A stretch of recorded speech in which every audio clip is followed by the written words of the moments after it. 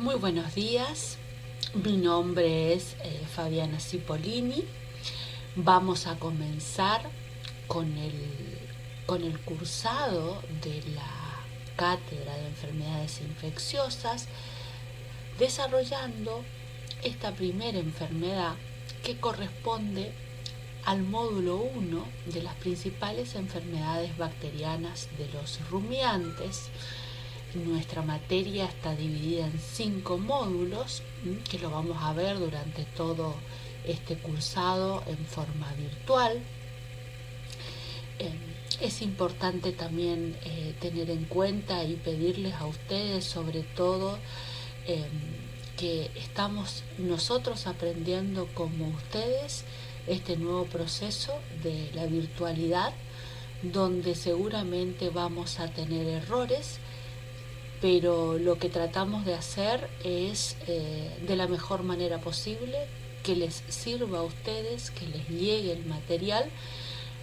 Por eso podemos encontrar distintas situaciones que no son deseables, por ejemplo, nuestras filmaciones, nuestras grabaciones son todas domésticas, hechas en nuestra casa, así que pueden escuchar ruidos y que no tengan una buena nitidez de grabación o calidad, pero quiero dejarles tranquilo que tratamos de hacer lo mejor que podemos y sobre todo que a ustedes les sirva este nuevo paso que estamos transitando todos de la virtualidad.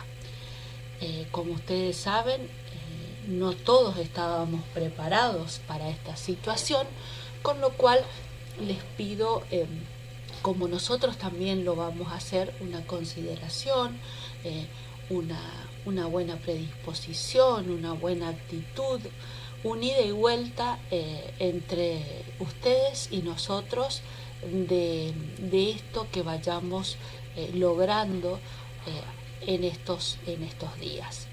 Así que para comenzar vamos a desarrollar esta primera enfermedad que se llama carbunclo, ¿sí? Que es una enfermedad muy importante, muy conocida en toda la región. La sinonimia de esta enfermedad es carbunco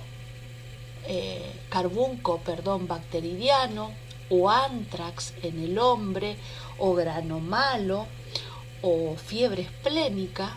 Como verán, tiene muchas sinonimias esta enfermedad.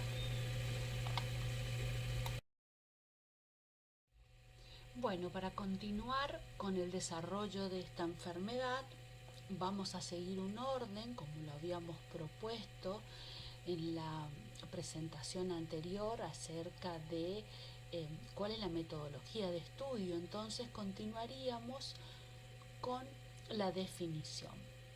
Habíamos dicho que la definición es algo que le tiene que quedar a ustedes como si fuera un resumen de la enfermedad, donde eh, la misma no siempre puede ser igual a la que la pueden construir ustedes, recordando lo más importante o sobresaliente de cada enfermedad.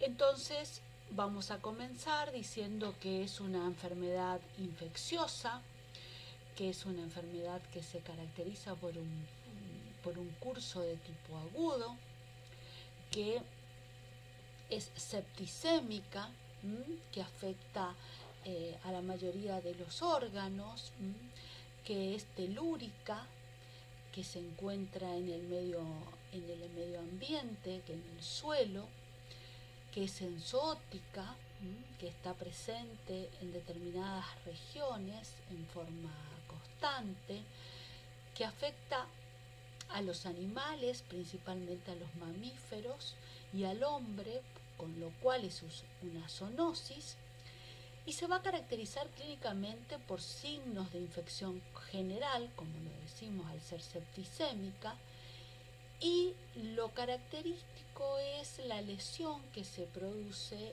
en vaso, que anatomopatológicamente es un infarto agudo del vaso, la incoagulabilidad sanguínea y la presencia de edema subcutáneo hemorrágico. Y esta enfermedad es producida por una bacteria, por el Bacillus anthracis. Otro punto que dijimos que lo íbamos a tocar es la historia de las enfermedades. Este punto no siempre va a estar en todas las enfermedades que desarrollemos. El mismo se va a nombrar o citar cuando realmente corresponda destacarlo.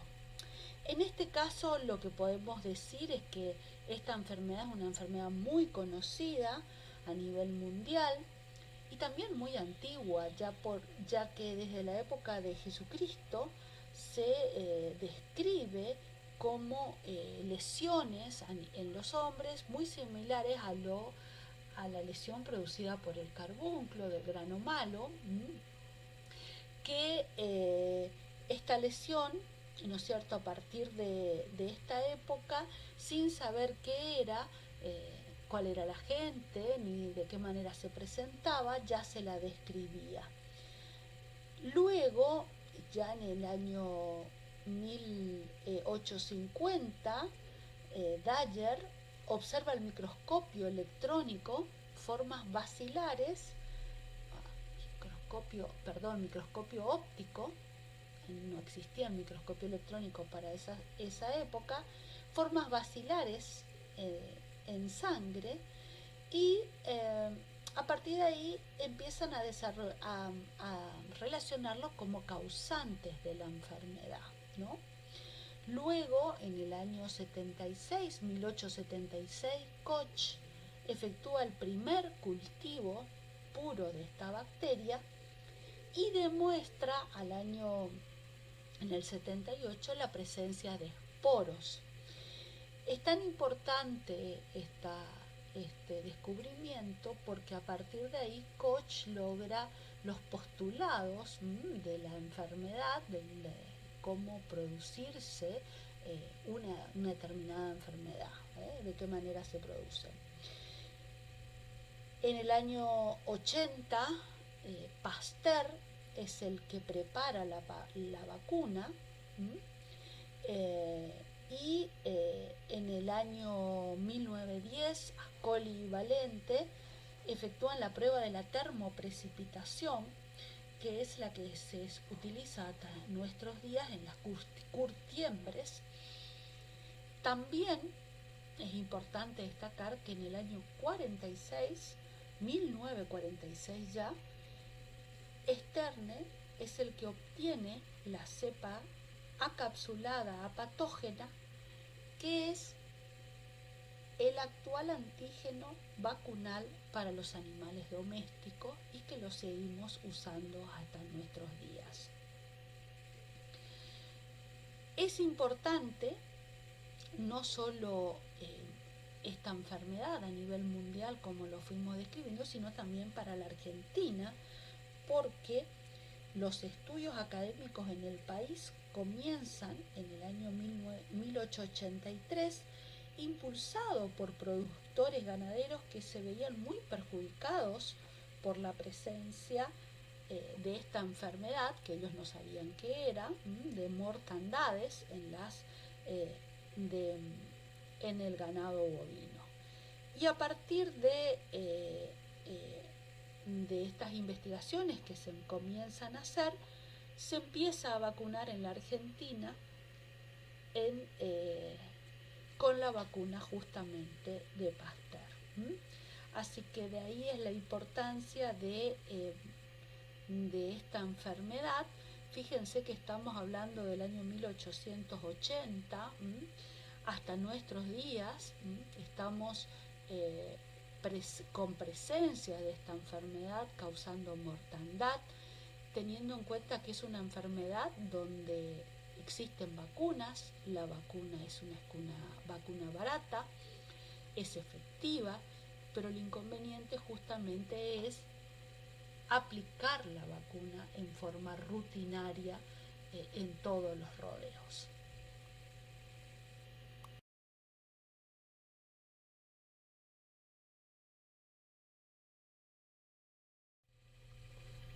vamos a continuar con el desarrollo de la enfermedad que estamos tratando, que es el carbunclo, y vamos en este momento a explicar cómo es la etiología de la enfermedad. Esta enfermedad es producida, lo habíamos dicho en la definición, por el Bacillus anthracis. El Bacillus anthracis es un germen gram positivo que tiene los extremos rectos, es inmóvil, es capsulado in vivo e in vitro en condiciones especiales. Otra cuestión importante es que es aerobio y anaerobio facultativo, y lo más destacable de este carbunclo es que es esporulado, ¿no? Que es lo que le va a dar su factor de resistencia. Además, siempre nombrábamos que las bacterias tienen factores que hacen que puedan penetrar al organismo y puedan colonizarlo. Y uno de esos factores de virulencia que tiene esta bacteria justamente es la cápsula, que lo protege de las líneas de defensa del organismo, de la inmunidad de los animales. Y la otra, y el otro factor de virulencia son las toxinas. Estas toxinas son tres: una es el factor edematizante, otro es el factor protector y la otra es el factor letal o necrosante. Estos factores no actúan en forma individual, sino que lo hacen de a par, donde el factor protector es el que va a combinarse con el edematizante y a su vez con el letal o necrosante.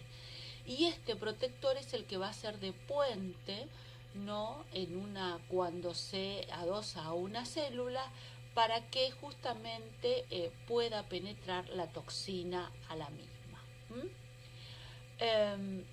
Decíamos que la resistencia de esta bacteria estaba dada por el esporo. ¿Cuándo se produce la esporulación de esta bacteria? Cuando toma contacto con el oxígeno, ¿no? Es una forma de protección que tiene, de perdurar en el tiempo, y es de tal manera que cuando está en esta forma de esporo, puede estar en condiciones ambientales favorables, puede estar durante muchísimos años en el terreno. ¿Cómo podemos destruir este esporo? Con calor seco a 160 grados durante 1 hora.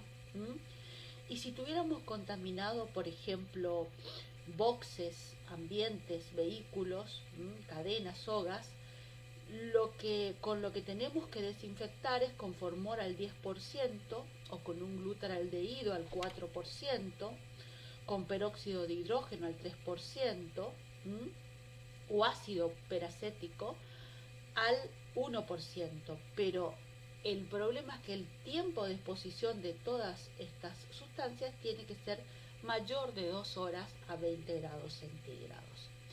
En la forma bacilar, que es la que está dentro del organismo animal, por el calor a 56 grados ya se destruye, también con cualquier desinfectante, y el efecto de la putrefacción, ¿no?, que lo vamos a ver, la característica que después tiene una vez que muere el animal, qué pasa con este cadáver. Bueno, eso es lo más importante para destacar de la etiología de esta bacteria.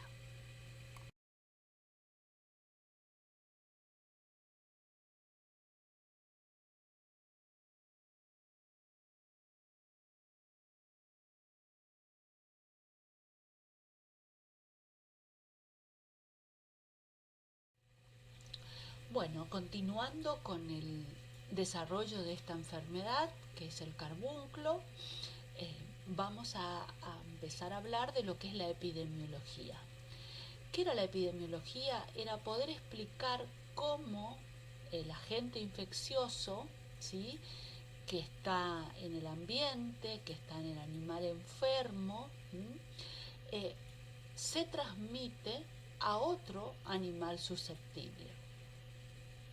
En este caso vamos a hablar específicamente de que la fuente de infección, además de ser el animal enfermo como en otras enfermedades, también lo constituye el suelo. ¿Por qué el suelo? Porque es una enfermedad telúrica donde el esporo se encuentra en el suelo durante muchísimo tiempo. ¿Cuál es la puerta de salida de un animal enfermo? Son las aberturas naturales. Las aberturas naturales, que pueden ser los hollares, que pueden ser la materia fecal.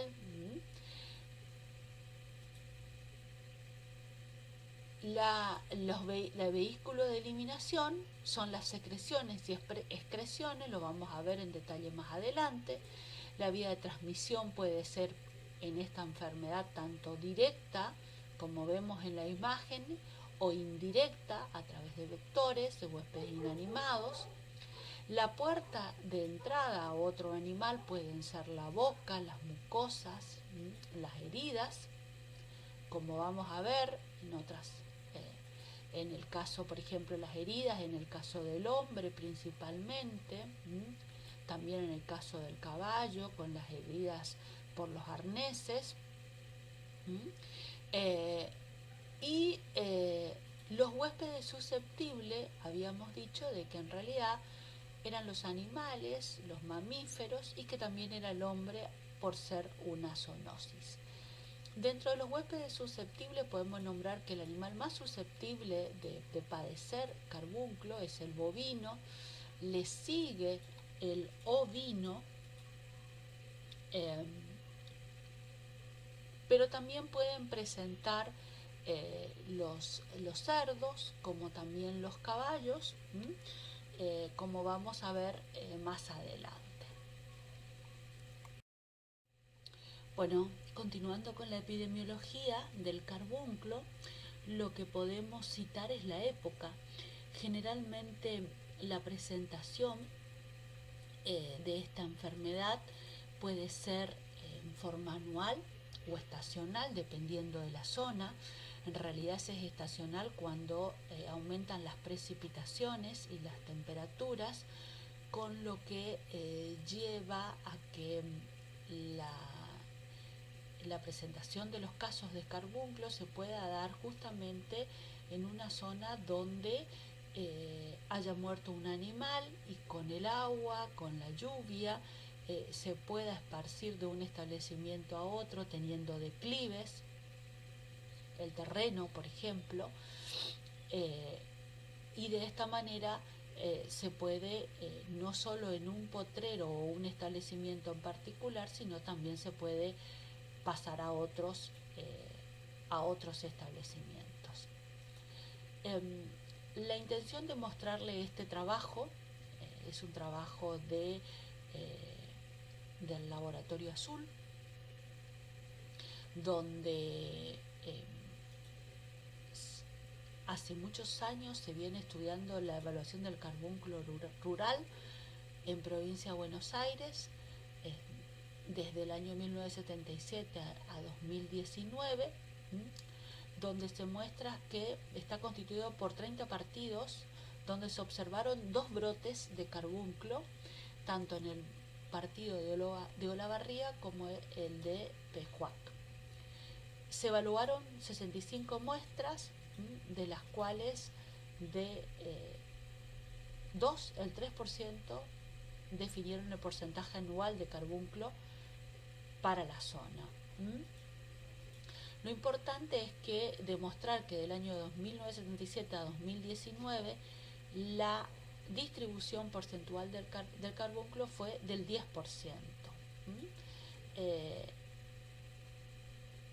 De las cuales se tomaron 4.445 muestras y resultaron positivos 466. Como ustedes pueden ver la imagen, La zona gris es el área de evaluación del carbunclo rural, que se viene haciendo durante hace años, como le comentaba, y en negro resaltan los brotes de carbunclo que se produjeron el año pasado.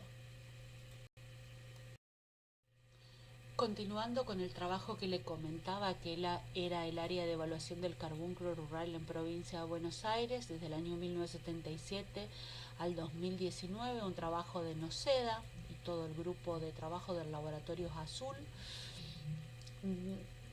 Es para demostrar esta distribución porcentual de carbunclo, ¿no? Como ustedes ven, desde el año 77 hasta el año 2019, cómo fue disminuyendo la cantidad de muestras positivas, llegando a 3 el año pasado, sobre un total de 4.445 muestras analizadas, 466 fueron las positivas, con lo que significa un 10%, ¿no? Y en el último año solamente un 3%. Esto es para demostrarle el trabajo entre lo que es extensión, explicando la importancia de la vacunación, la denuncia de los brotes, la confirmación de los casos con sintomatología, con un diagnóstico de laboratorio, y de esta manera poder concluir realmente que los animales que se mueren es de carbunclo y no de otra enfermedad, y de esa manera demostrar que la injerencia, digamos, de todos los entes en pro de una salud hace de que el trabajo mancomunado con el uso de la vacuna, como decíamos hoy al comienzo, se pueden bajar la prevalencia de esta enfermedad.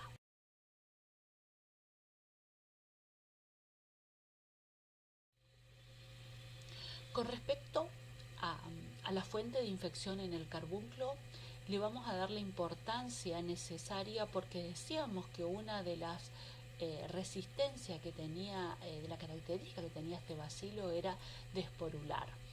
Una vez que muere el animal, como ven en esa imagen que se encuentra a la derecha, una vez que muere el animal y no se y hay salida a nivel de los orificios naturales de esa sangre incoagulable, como vamos a ver más adelante, esa sangre queda en el ambiente, en el pasto, y luego sirve como una puerta de entrada para lo que es los otros animales, un animal que estuviera sano.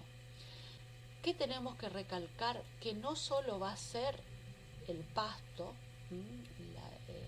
la puerta de entrada, que también puede ser el suelo, y que tiene que ver mucho el suelo al tipo de suelo que es. Así es un suelo arenoso, ¿sí?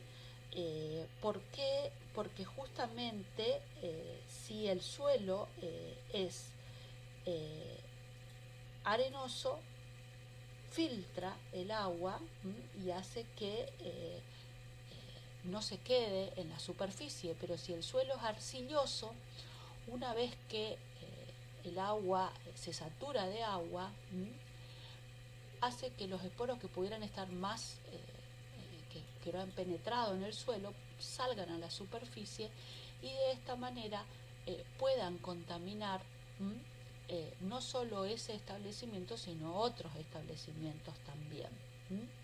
Entonces, no solo es el pasto, el alimento, sino también es el suelo y también es el agua. ¿Por qué? Porque otra de las cosas que vamos a nombrar más adelante es que el animal adquiere una temperatura muy importante, muy elevada, entonces va a tratar de ir cerca del agua y puede llegar a morir en el agua o al costado del agua. Si es así, estamos contaminando justamente ya no solo un determinado potrero, sino todo lo que drena ese lugar, que puede ser una aguada en particular construida, o puede ser una laguna, o puede ser un río, y de esta manera estamos contaminando no solamente a los bovinos, sino a las otras especies que dijimos que eran susceptibles, como son todos los mamíferos, ¿no? Bueno, continuando con nuestro tema de carbunclo, con esta enfermedad, al recordar que es una enfermedad que es septicémica, la puerta de salida van a ser todos los orificios naturales, o sea, desde el ano a la vulva en el caso de la hembra, a la piel, a la boca y a los orificios nasales, cuando justamente el animal o esté muerto o esté cursando la enfermedad.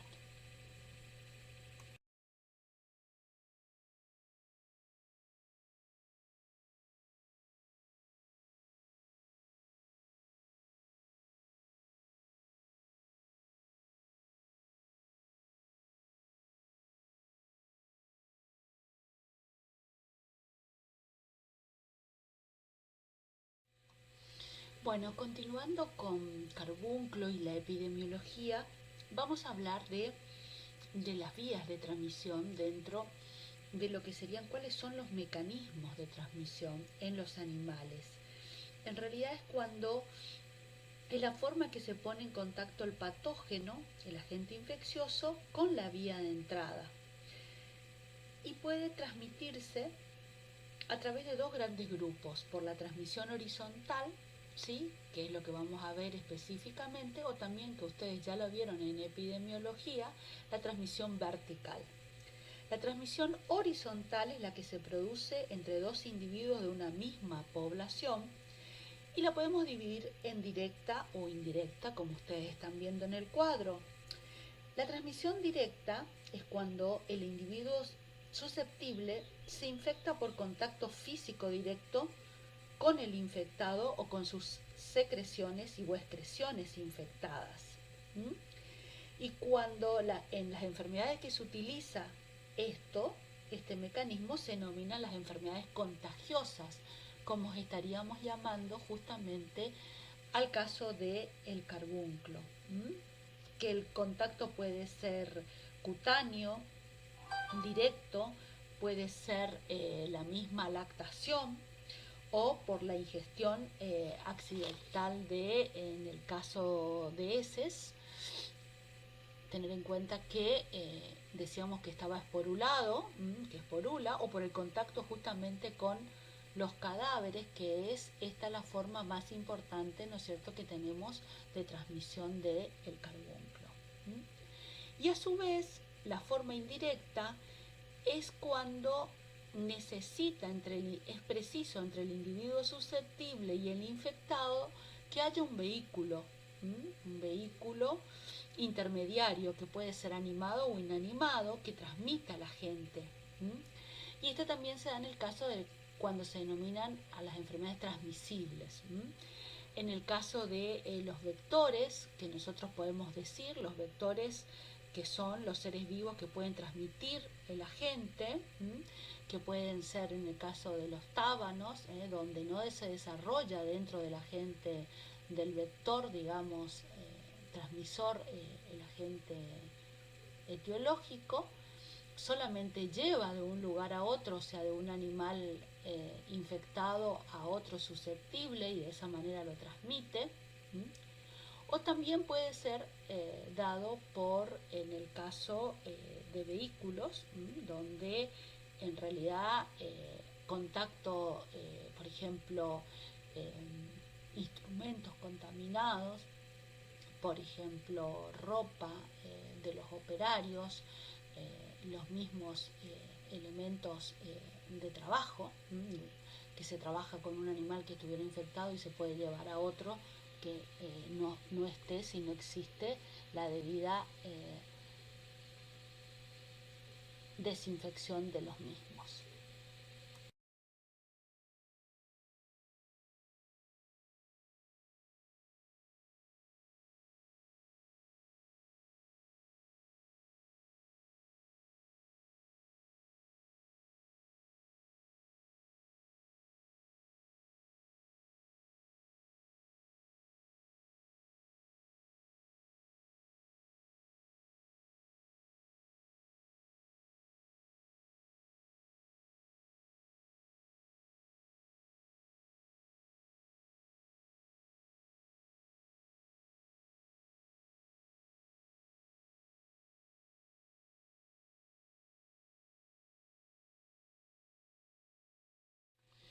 Bueno, continuando con la clase de carbúnculo, vamos a hablar ahora de la patogenia.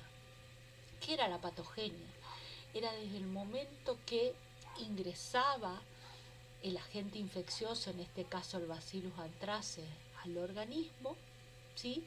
¿Cuál era el camino que seguía o por dónde iba? Para producir justamente lo que el agente infeccioso busca dentro del organismo, que es la penetración, la multiplicación del mismo y poder perpetuarse.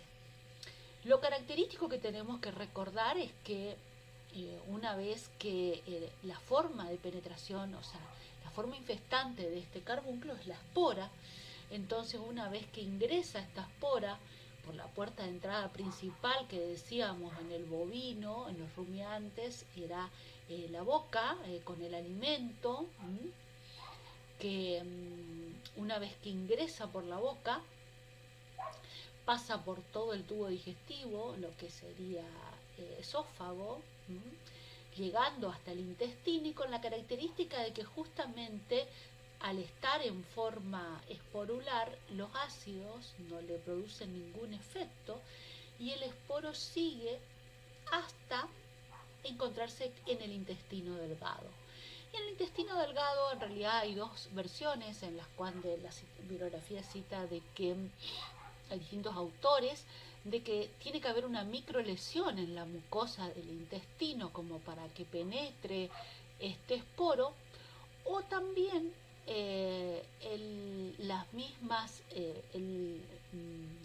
entre las vellosidades, entre cada célula, el, el estar presente, el frotarse entre los distintos movimientos intestinales, puede ser que penetre este esporo y vaya a la luz, donde una vez que toma contacto justamente con es ingresado,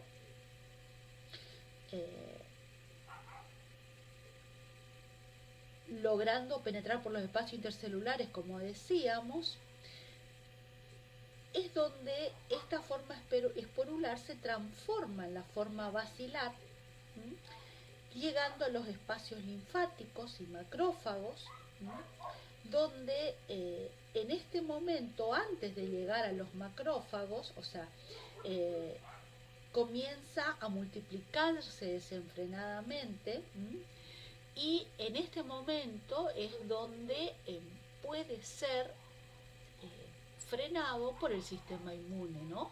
Por el sistema inmune decíamos que en la patogenia era donde veíamos la lucha que podía haber entre el organismo infeccioso y el sistema de defensa del organismo,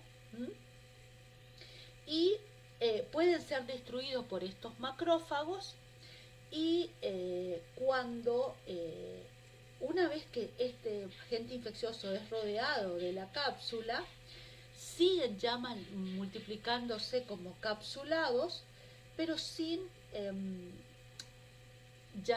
producirse, digamos, las interferencias del sistema inmune. Una vez que llegan a los ganglios linfáticos, como podemos ver, no son ya detenidos y avanzan por vía hemática, distribuyéndose por todo el organismo. A medida que aumenta la concentración, van a los pequeños vasos, como pueden ver, alterando la permeabilidad. Tenemos que recordar que empiezan a actuar las toxinas, ¿no? Donde teníamos que teníamos la toxina necrótica y la toxina letal, la toxina letal o necrótica, y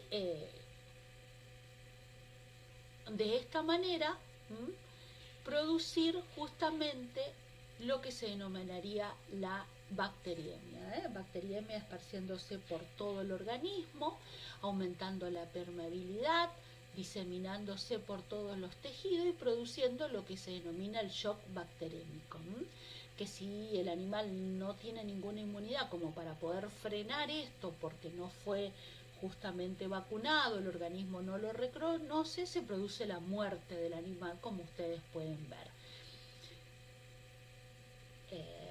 Si el animal puede frenar esta multiplicación por el sistema inmune, por reconocer las defensas, es donde se puede en realidad observar un poco más los síntomas, como vamos a ver más adelante.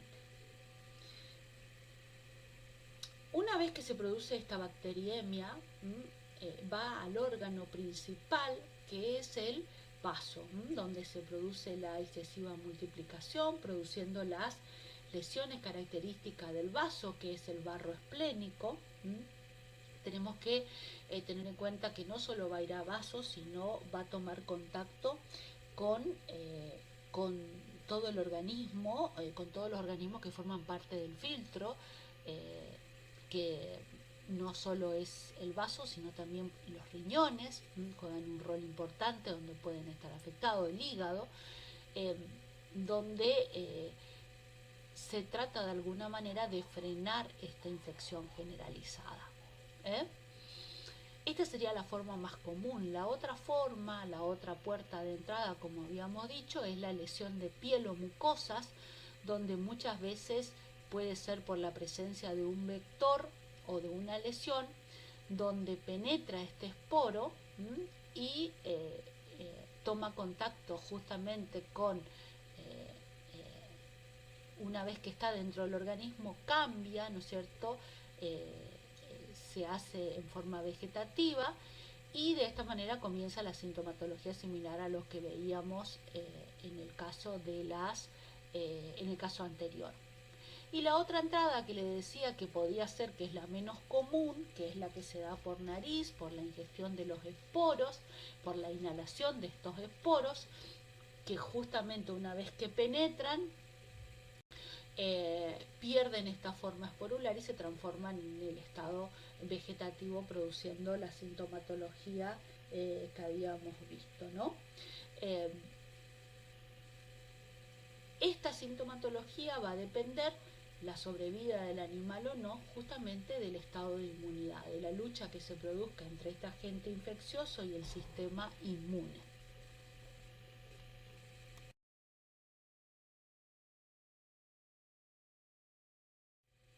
Continuando con carbunclo, vamos a ingresar a lo que serían las manifestaciones clínicas y lesiones, principalmente en el bovino. Vamos a decir que el periodo de incubación en realidad puede ser de 2 a 10 días en líneas generales para todas las especies, pero para bovinos podemos decir que es de 2 a 4 días, donde lo característico que se da puede ser la presentación sobreaguda, donde dura menos de 24 horas, donde cuando nos avisan el animal está muerto.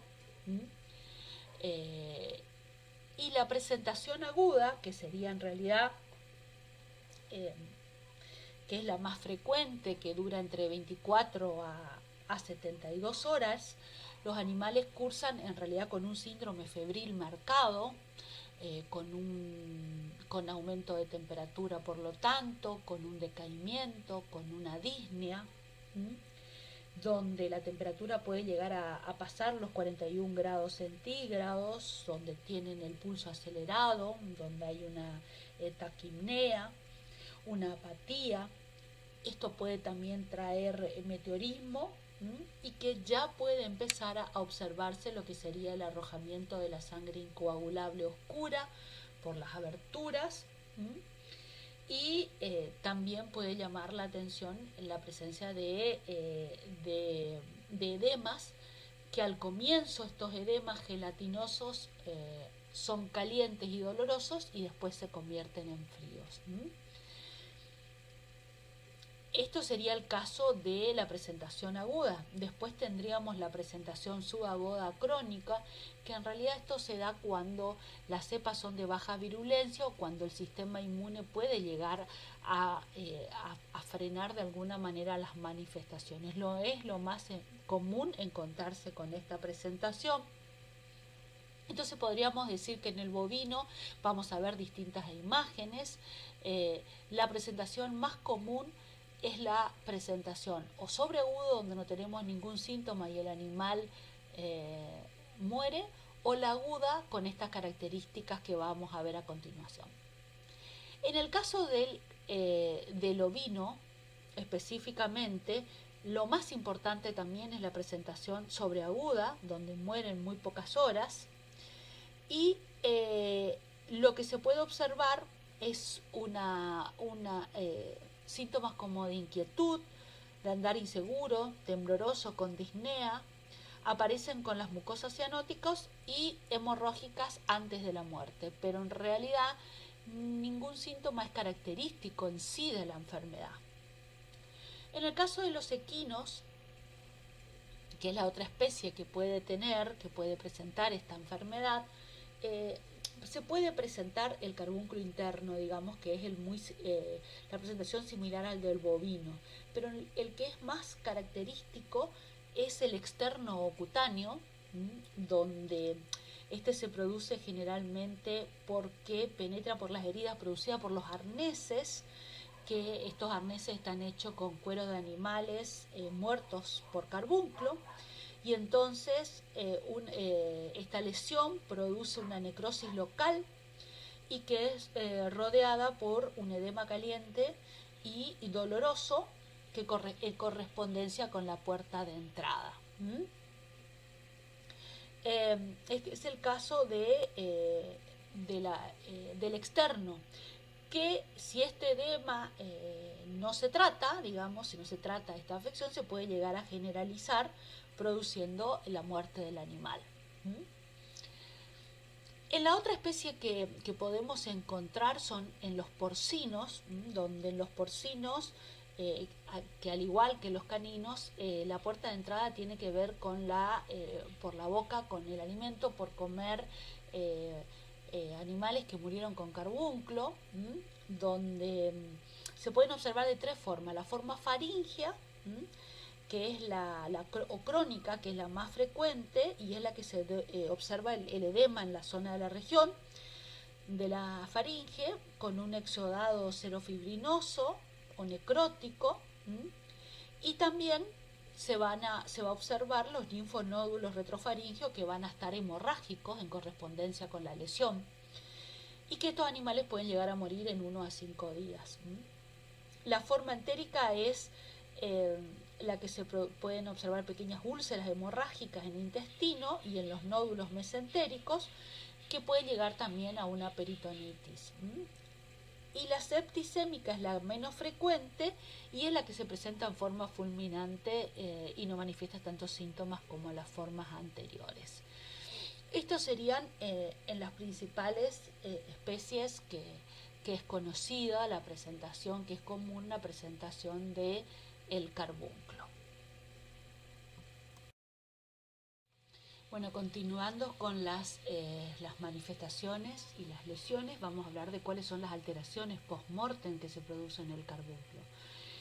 Generalmente nos va a llamar mucho la atención cuando encontramos el animal muerto, porque va a haber marcas en el piso del pedaleo del animal, de las convulsiones que tuvo, donde lo otro que nos va a llamar la atención va a ser la rigidez cadavérica, que va a estar incompleta, la putrefacción acelerada, porque tenemos en cuenta que el animal adquiere tal temperatura que esa, una vez muerto, sigue aumentando la temperatura dentro del animal, con lo cual hace que las infecciones agregadas contaminen más el animal y complementen esta putrefacción, y más teniendo en cuenta la época del año donde el calor, donde las condiciones ambientales también contribuyen a un aumento de esta signología, de estas lesiones. Generalmente vamos a encontrar, como le decía, un abalonamiento en los animales, donde lo otro que va a ser importante, que va a estar hinchado, que los miembros van a estar extendidos, con las pezuñas divergentes. Podemos encontrar derrame en cavidades, esa salida de sangre oscura y coagulable, alquitranada por los orificios naturales. Y lo otro característico, que puede haber edemas fríos e indoloros en las zonas de clive. Y por supuesto, lo que es característico de esta enfermedad es el infarto del vaso, donde este vaso va a aumentar tanto de tamaño que hay una esplenomegalia que aumenta 5 a 10 veces. Generalmente lo tomamos como comparándolo con un cuchillo para comprobar el aumento del tamaño del mismo. Está friable, está lleno de sangre oscura, muestra una consistencia pastosa por la excesiva multiplicación que tiene este bacillus en el vaso. Y lo otro que es característico es cuando se realiza un corte de la superficie, queda una pasta en el cuchillo que le da la consistencia de como si fuera un barro. Por eso que una de las sinonimias es barro esplénico, ¿no? El ruido que hace el característico cuando se corta. Eso es la lesión a nivel de lo que estábamos hablando del vaso en forma específica, pero también tenemos que hablar de la salida de sangre esta oscura, incoagulable, por los orificios naturales. Vamos a seguir viendo unas cuantas imágenes que van a ir detonando esta presencia de las lesiones características. Como les decía, vamos a ver una serie de imágenes donde se pueden observar bovinos muertos por carbunclo, donde se aumenta el gran tamaño del mismo, el volumen, fíjese, del cuello en el caso de la imagen que está hacia la derecha, de lo aumentado y del vientre por el mismo edema.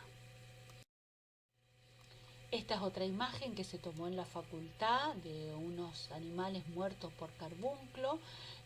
Fíjense lo que hablábamos de las pezuñas divergentes, del abalonamiento que se produce en el mismo y que inmediatamente se hincha el tejido subcutáneo post-mortem.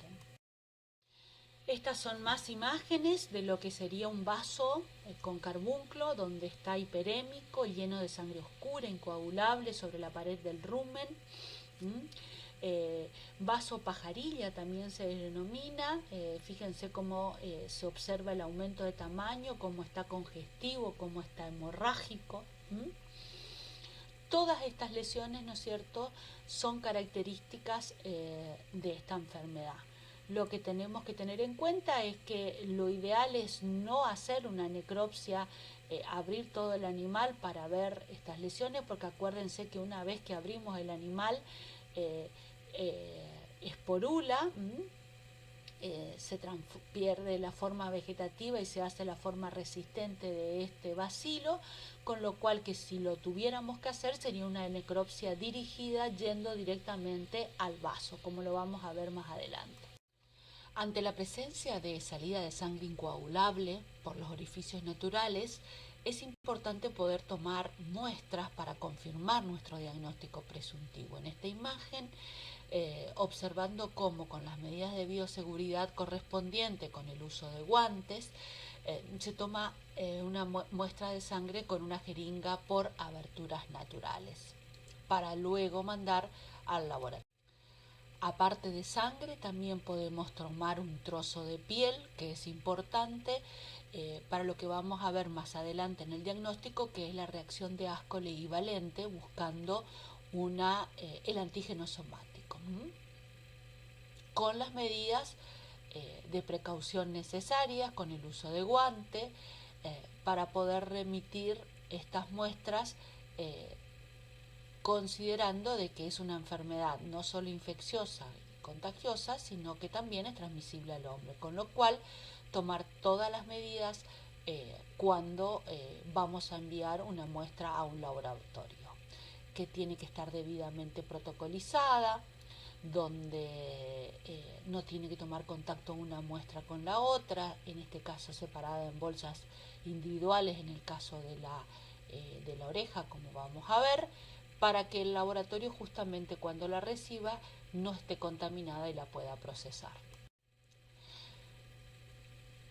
Además de la muestra que nosotros podemos tomar, ¿no es cierto?, de las aberturas naturales y trozo de oreja, y si sospechamos de carbunclo, es necesario hacer una necropsia dirigida, no abrir todo el animal.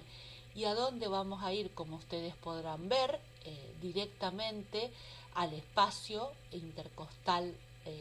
Vamos a ver en la próxima, del lado izquierdo, se va a buscar justamente la presencia del vaso, ¿no? Se va a levantar la primer capa, que es la parte del cuero del animal, y luego nos vamos a ir en busca del vaso que vamos a ver en la próxima imagen. Entonces estaríamos haciendo una necropsia dirigida en el 13º espacio intercostal, porque justamente este vaso va a estar aumentado de tamaño. Acuérdense que va a estar de 5 a 10 veces aumentados. Hacemos una incisión donde atravesamos los músculos para llegar justamente al vaso. Como podemos ver, esta es una técnica diferente a la otra imagen, donde no se hace la apertura, no se saca la costilla como se está observando en la otra, como vieron, sino directamente se hace una incisión llegando al vaso, como vamos a ver en la próxima imagen. Observen cómo haciendo una incisión simplemente en la parrilla costal se puede observar entre los músculos, como veíamos, la presencia del vaso, que como está aumentado de tamaño, decíamos, es detectable directamente desde la inspección. Podemos observar que una vez que hacemos el corte en el vaso, se observa el barro esplénico, que es la licuefacción del estroma del órgano, que es evidente al corte. Esto se puede tomar una muestra y mandar al laboratorio.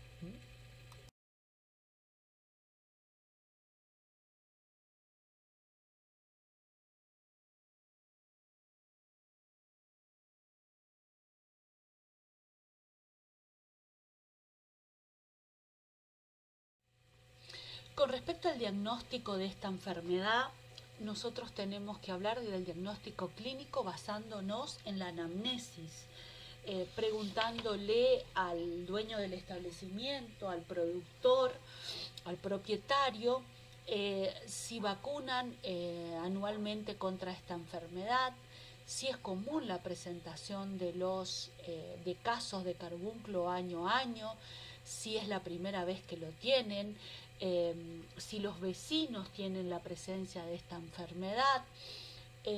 Son todos datos que son importantes para guiarnos hacia la presencia de esta enfermedad, ¿no?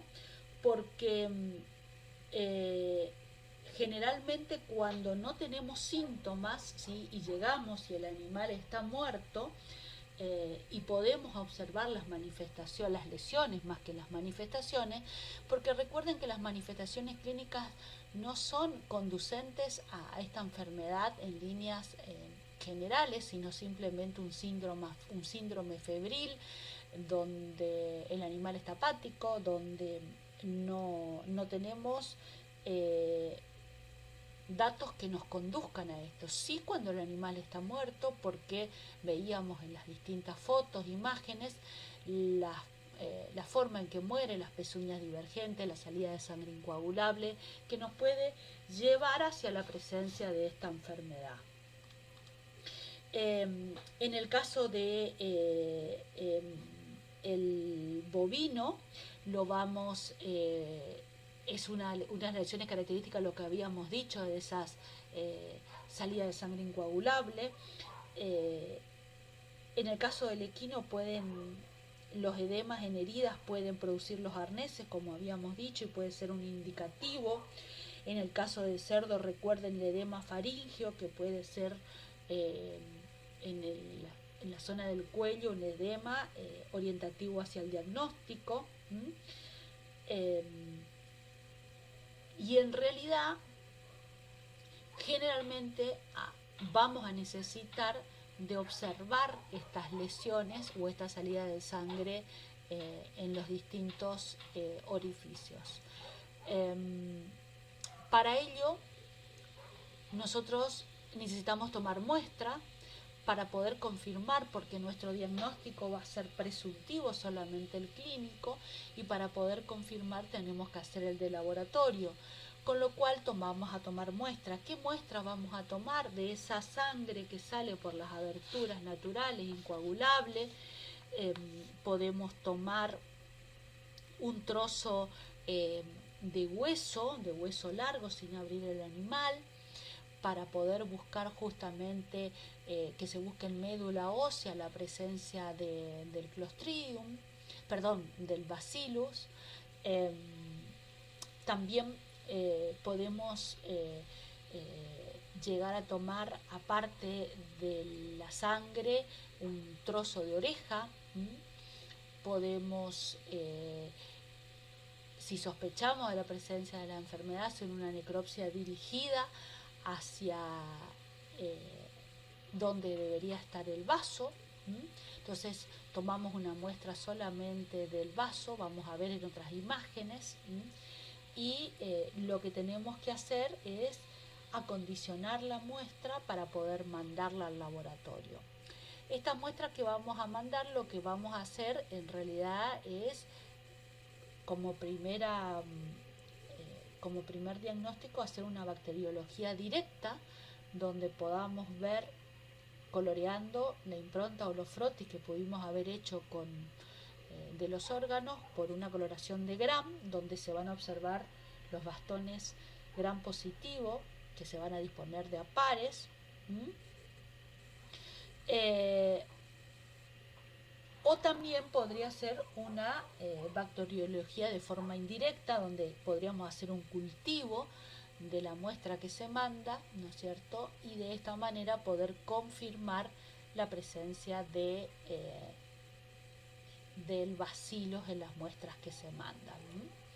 No solo además de esta bacteriología, también se puede hacer la reacción de Ascoli valente, que lo que se busca es el antígeno presente en los órganos o tejidos, como por ejemplo trozo de oreja o cuero, y que, como lo nombrábamos anteriormente, se utilizan las curtiembres, y lo que se busca es el antígeno somático del bacillus, que es el responsable de esta reacción.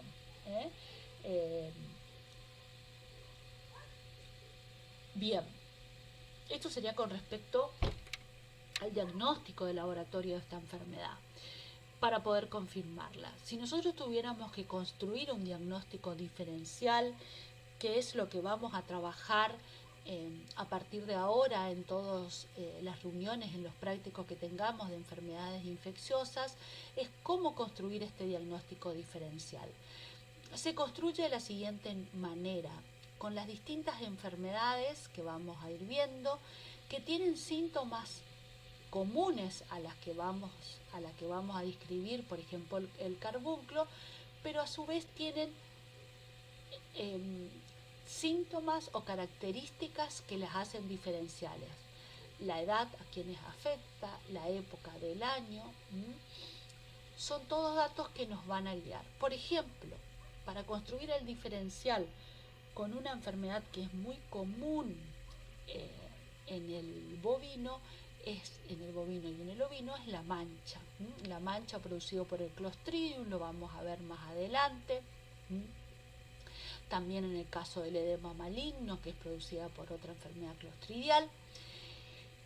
Estas van a ser enfermedades que van a ser comunes tanto en el bovino como en el ovino, donde la presentación se puede dar en forma aguda, más que sobreaguda, como es en este caso. La diferencia en la mancha es que nosotros vamos a tener afectado el tejido muscular, y en el edema maligno vamos a tener afectado el tejido subcutáneo, con lo cual cuando hagamos una necropsia vamos a ver esta diferencia. Otra cuestión es la edad. La mancha generalmente afecta a animales jóvenes, menores del año, y se da generalmente por un golpe o traumatismo en alguna de las lesiones y órganos. Y el edema puede afectar a cualquier edad en el bovino, pero tiene que ver más con una puerta de entrada en una lesión. lo vamos a ir construyendo a medida que vayamos conociendo más estas enfermedades en el transcurso del cursado de esta materia. Otra enfermedad que nos van a escuchar hablar muchísimo es la tristeza, que en realidad ese es el nombre vulgar de un complejo, es complejo tristeza, que es producida por dos enfermedades, la babesiosis, producida por Babesia bovis y Babesia bigemi, una enfermedad parasitaria que la van a ver en Parásito, y por el anaplasma marginale, que nos van a ver la anaplasmosis en nuestra materia.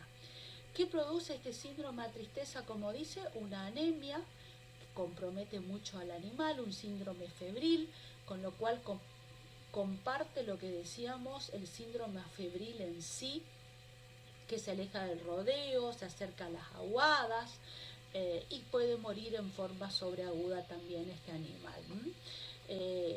Con un simple frotis podemos saber si estamos en presencia de una tristeza, de una enfermedad, tanto de la anaplasmosis como la babesiosis, o del caso de carbunclo cuando el animal muera. La intoxicación con pastos, ustedes ya lo vieron cuando cursaron médica, es otra, puede ser otro diferencial de una presentación en forma sobreaguda. Y en menor medida puede estar dada con enterotoxemia, que lo vamos a ver también, que es otra enfermedad clostridial, que tiene que ver con el cambio de alimentación, que se da sobre todo en las categorías de recría, lo vamos a ver más adelante. Con el caso de las pasteurosis, también tiene que ver con el tema de que estamos hablando de la alimentación, y otras intoxicaciones que podamos encontrar. Eso se da sobre todo lo que estamos hablando en bovino. En ovino sería lo más común por una enterotoxemia, donde también puede ser por intoxicación con plantas tóxicas, o también lo otro que puede ser en nuestra zona, y es característico tanto en bovino como ovino, la picadura de víboras, ¿no? Pero no van a ser en muchos animales, sino vamos a estar hablando de uno o dos animales. En cambio, en el equino, si tuviéramos que construir el diferencial, en el equino estaríamos hablando con enfermedades anemizantes, que lo vamos a ver más adelante también, que es la tripanosomiasis, la anemia infecciosa equina, o con parasitarias como es el caso de la piroplasmosis o babesiosis equina.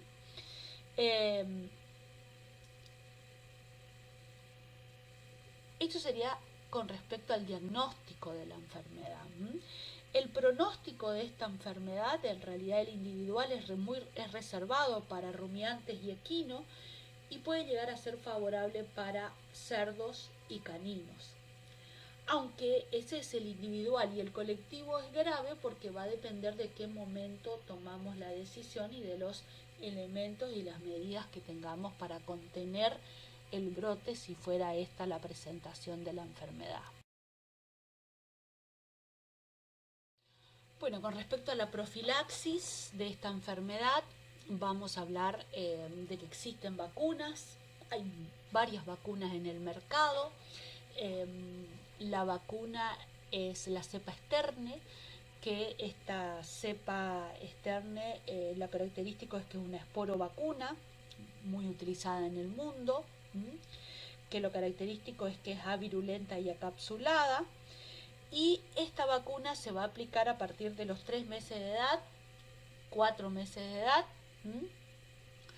con una dosis y una revacunación anual.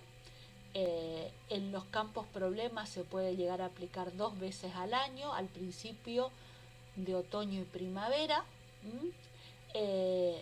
pero como decíamos, es una vacuna que está indicada no solo para bovinos, sino para todas las especies, y que es efectiva, y que no es cara, y que depende mucho de la decisión es una de las vacunas más baratas que hay en el mercado, de la decisión de justamente de aplicarla como rutina en todos los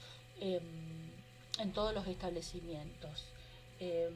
Esta vacuna, si nosotros no es obligación del productor vacunar con esta vacuna, aunque hay provincias donde se ha remarcado la importancia de la vacunación en forma obligatoria, como es el caso de Santa Fe, debido a la presencia de casos en humanos. Entonces se ha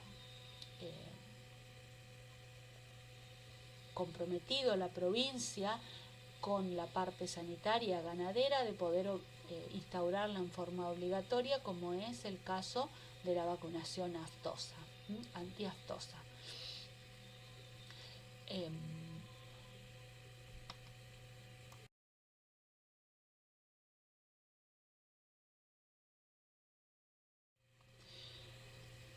¿Qué hacemos en el establecimiento? ¿Cuál es el manejo sanitario que hacemos cuando tenemos casos de carbunclo y nos encontramos ante la presencia de animales muertos? Lo primero que tenemos que hacer es cumplir con el reglamento de policía sanitaria, donde establece que lo que es obligatoria es la denuncia de la presencia de carbunclo. Esto no se hace rutinariamente y ese es el inconveniente que tenemos, con lo cual se establece la cuarentena en el establecimiento, ¿no es cierto? ¿Qué tenemos que hacer con el animal muerto? Fíjense que un animal de esas dimensiones, totalmente hinchado y putrefacto, es muy difícil enterrarlo. Hay que hacer un pozo muy grande para poder enterrar un animal con esas características. Entonces, lo que se busca, en realidad lo vamos a ver más adelante con un procedimiento, es tratar de desnaturalizar a ese animal lo más rápido posible para que no vengan perros, que no vengan lobos a alimentarse del animal y de esa manera puedan esparcir el esporo, porque tenemos en cuenta que este animal es una fuente de infección y que una vez que el carbunclo salga a la superficie en contacto con el oxígeno, recuerden, va a esporular. Entonces lo que tenemos que tratar de hacer es todos los cadáveres de los animales poder taparlo con cal viva a los muertos, a nivel poblacional vacunar si es necesario para poder disminuir la presencia de las muertes de los animales, y el tratamiento es relativo en el sentido de que estamos hablando de un bovino, en el caso del hombre no, el tratamiento se realiza por la cantidad de animales que podrían estar afectados o no ante la presencia de esta enfermedad y del valor del animal en sí.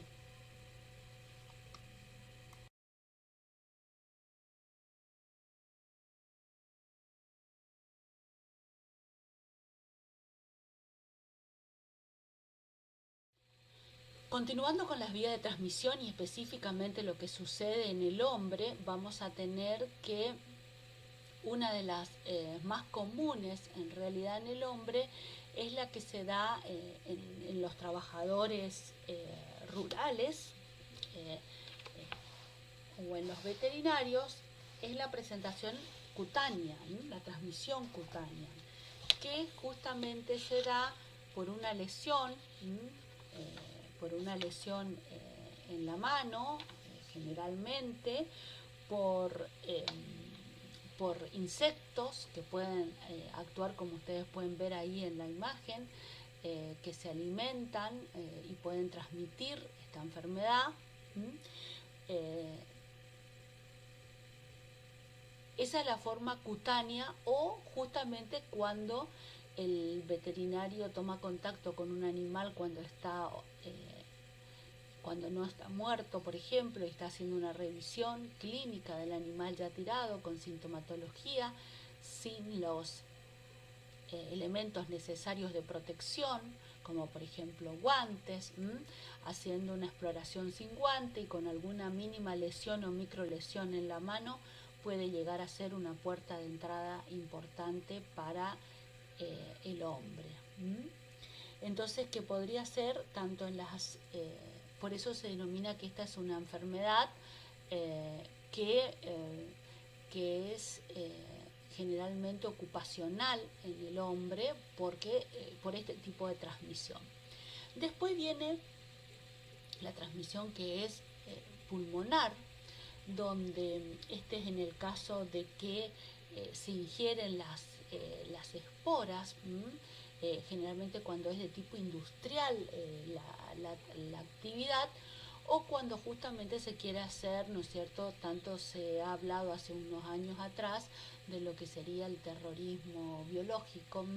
El carbúnculo sería, las esporas, una de las formas que podría producir grandes lesiones, grandes mortandades, ¿no? Que lo habrán escuchado nombrar en su momento.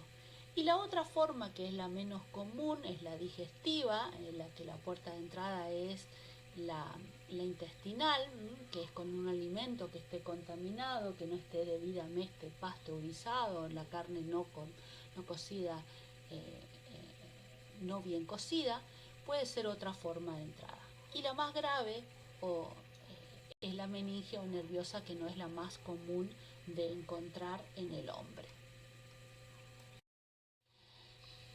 Esto es como en realidad debería quedar el animal al no poder hacer un pozo del mismo por el tamaño, por la zona, por donde tuviéramos el campo. Se debe encalar a todo el animal y después taparlo con una bolsa, tipo las bolsas de los silos. ¿Para qué? Para que sea lo más rápido, se den las condiciones de descomposición del animal y no venga otro animal a alimentarse del mismo y pueda esparcir.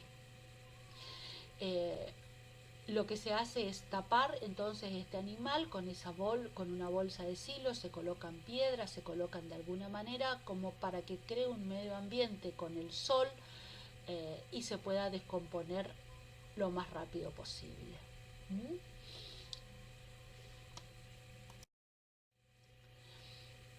Lo que tenemos que tener en cuenta es que no solo tenemos que tratar el cadáver, ver de qué manera lo eliminamos, sino también dónde murió el animal, si el animal murió cerca de una aguada, si esa aguada tiene acceso al resto de los animales, de qué manera podemos evitar que ese esporo se siga esparciendo por el resto del establecimiento.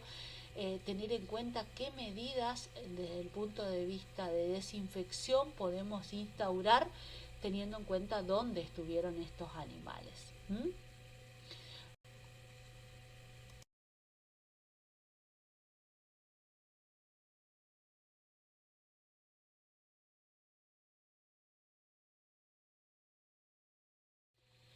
Continuando con las vías de transmisión y específicamente lo que sucede en el hombre, vamos a tener que una de las más comunes en realidad en el hombre es la que se da en los trabajadores rurales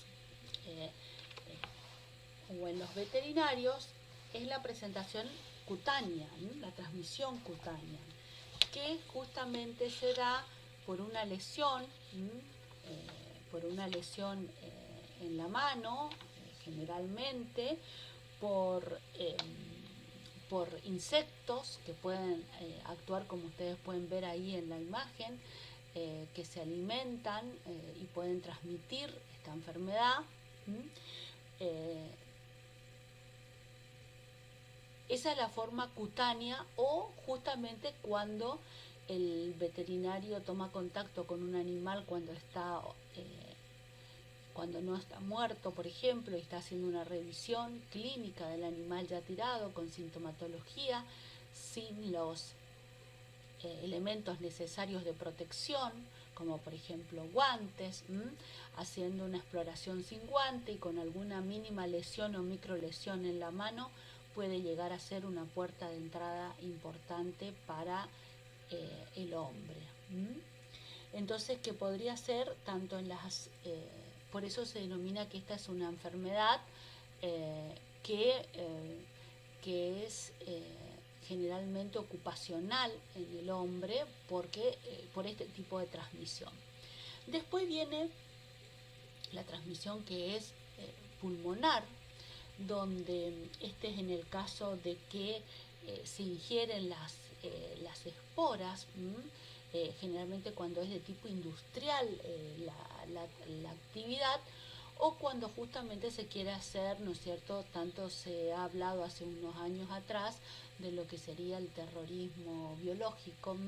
El carbúnculo sería, las esporas, una de las formas que podría producir grandes lesiones, grandes mortandades, ¿no? Que lo habrán escuchado nombrar en su momento.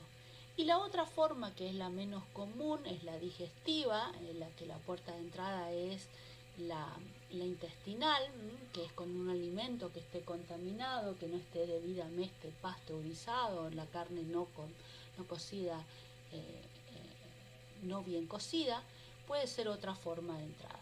Y la más grave es la meningia o nerviosa, que no es la más común de encontrar en el hombre. Estas son algunas lesiones en el hombre del carbúnculo cutáneo, cuando decimos que generalmente esto puede llegar a ser una inoculación cuando uno vacuna, que se coloca la aguja sin darse cuenta, y más bien el resto de los lugares son por transmitidos, generalmente pueden llegar a ser por algún vector, por un tábano que se alimentó, puede ser esa la forma de infección. Y fíjense cuando en la primera imagen a la izquierda, cuando no es detenido a tiempo, cómo progresa y si no se circunscribe solamente a la región. O sea, con antibiótico se trata y se revierte esta afección. Es muy importante cuando estemos trabajando nosotros como veterinarios que nuestros ayudantes también dispongan de las mismas medidas de bioseguridad, como el uso de guantes, guardapolvos, camisolín, porque acuérdense que la forma de transmisión en el hombre no solo es por heridas, sino también puede ser por espora, las heridas y pueda penetrar por la mano, sino también cuando por los orificios nasales, cuando estamos abriendo, tener en cuenta que el animal tiene una temperatura muy elevada, que la putrefacción hace y que adquiera entre 45 a 50 grados la temperatura en el animal, entonces si hace mucho calor, cuando abrimos puede llegar a emitir algún gas que nos puede penetrar a nivel de los orificios, entonces es muy importante que nos cuidemos nosotros y que cuidemos de la gente que está alrededor. Y como pueden ver en esa imagen, los que están mirando están más lejos porque no tienen ninguna medida de bioseguridad. Recordar que es una zoonosis muy importante para los colegas y sobre todo porque es ocupacional. Con esto terminaríamos de desarrollar esta primera enfermedad, que es el carbúnculo. Como ven, es una enfermedad muy importante para nuestra región, se presenta en forma rutinaria, siguen siendo importantes la cantidad de muertes que hay, en realidad en todo el país. Se dispone de vacunas, las vacunas son eficaces.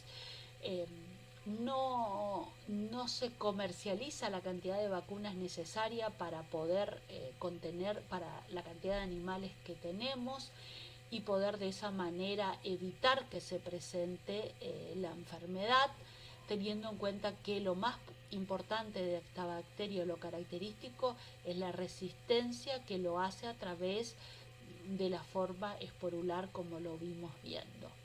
Bueno, a partir de ahora vamos a trabajar después en el práctico para que logremos comprender bien de qué manera se presenta esta enfermedad y qué podemos hacer para tratarla y prevenirla.